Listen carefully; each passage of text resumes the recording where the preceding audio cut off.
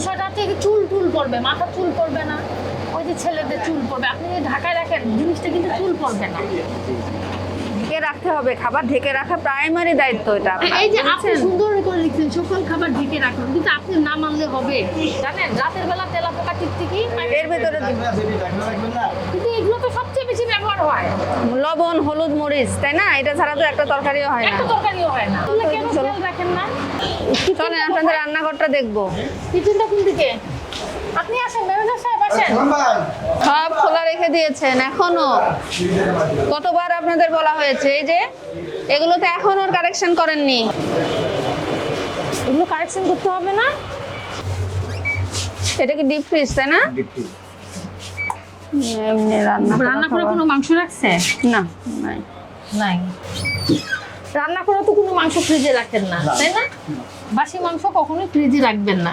দ্বিতীয়ত হচ্ছে যদিও থাকে কাঁচা মাংস, রান্না করা মাংস এক চেম্বারে থাকবে না, আলাদা আলাদা ফ্রিজে থাকবে। ঢাকনাযুক্ত পাত্রে রান্না করা মাংস সংরক্ষণ করতে হবে। এটা কি? এটা আচার। আচার।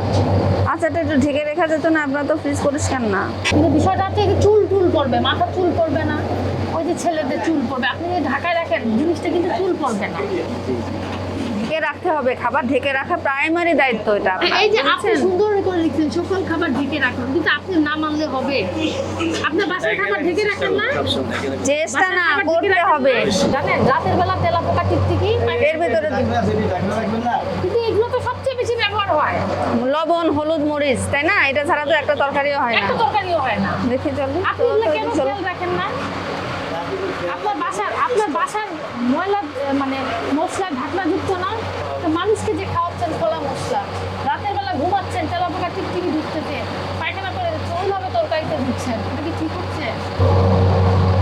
বুঝতে পারছেন? ওই যে সুন্দর করে ঢাকনা লাগাইছেন না, ওরকম করে ঢাকনা লাগাবেন। সবচেয়ে বেশি ব্যবহার হয় এই তিনটা জিনিস। শুনেন, আপনি বুঝতে পারছেন কি কি অসঙ্গতি? আপনার মেইন যে জিনিসটা খাবারে ব্যবহার করছেন সেটাই খোলা। বুঝতে পারছেন? আপনার প্রতিটা খাবার ঢাকনাযুক্ত হইতে হবে। আপনি রান্না করে ঠান্ডা হয়ে গেছে না, সুন্দর করে ঢাকা দিচ্ছেন, যখন আসবে দিয়ে দিবেন, আবার ঢাকনা দিবেন। এবং আপনি যে বুড়ানি বিক্রি করছেন এটাতে লেভেল থাকতে হবে, এটা বিএসটিআই ম্যান্ডেটরি প্রোডাক্ট। এই যে ডাবের পুডিংটা নিয়েছেন না, কি সুন্দর ওদের নাম লিখেছে, ওদের ঠিকানা লিখেছে, তথ্য সব দিয়ে দিয়েছে, মেয়াদও দিয়ে দিয়েছে। একই ঘটনা দইয়ের ক্ষেত্রেও হতে হবে। আপনি ইনারটা যেমন বুঝে শুনে দেখে নিয়েছেন, এই দইটা আপনি দেখে নেননি কেন? এটাই আপনার অপরাধ। আপনার এই ধারায় 50,000 জরিমানা আছে, এই এক ধারায় যদি মেয়াদ মূল্য না থাকে আপনার কি কি সংশোধন করতে হবে বুঝতে পারছেন? আজকে আপনাকে আমি সতর্কতামূলক 15,000 টাকা